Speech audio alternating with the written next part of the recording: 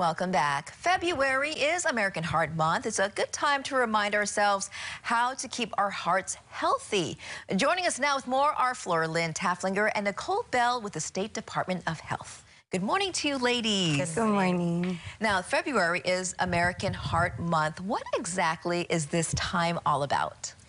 So American Heart Month is a nationwide effort to raise awareness about heart health and urge Americans to prevent heart disease. The CDC, along with other national organizations such as the National Heart, Lung, and Blood Institute, as well as the American Heart Association, all take part in celebrating American Heart Month. And this year, the CDC is focusing their efforts on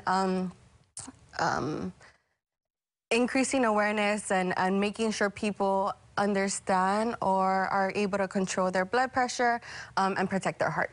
And what is high blood pressure? How does it affect a person's health? Yes. So high blood pressure, also known as hypertension, is a condition in which the blood flows through the blood vessels or arteries at higher than normal pressures. And if left uncontrolled, high blood pressure can lead to serious health problems, such as such as stroke and heart attack and heart failure, kidney disease, and even vision loss. A lot of times the doctors, nurses, they take our blood pressure and they may say, oh, it's good, but they don't really say what your number is or what it means. What do you want to tell people what those numbers mean?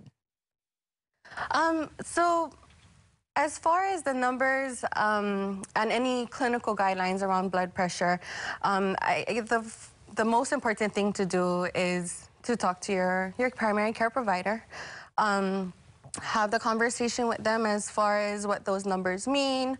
You know, and when it comes to any clinical information in general, just speaking to your primary care provider is important.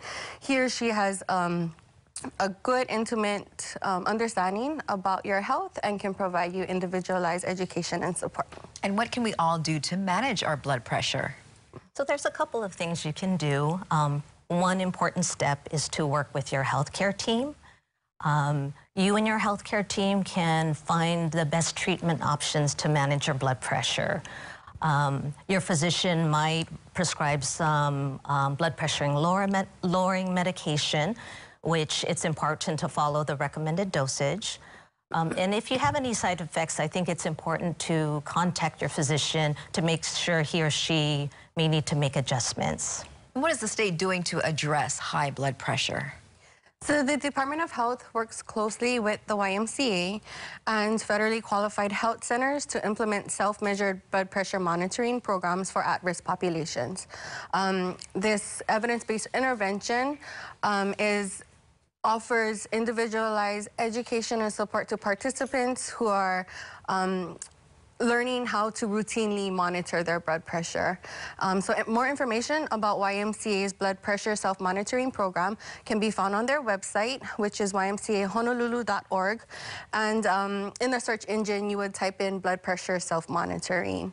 And then also another good source for information is our department's checkyourpressurehigh.com website for more information about checking your pressure and resources that are available. Okay, we have all this information and the websites on our website as well, KHON2.com. Ladies, thank you so much for this important reminder. Thank you.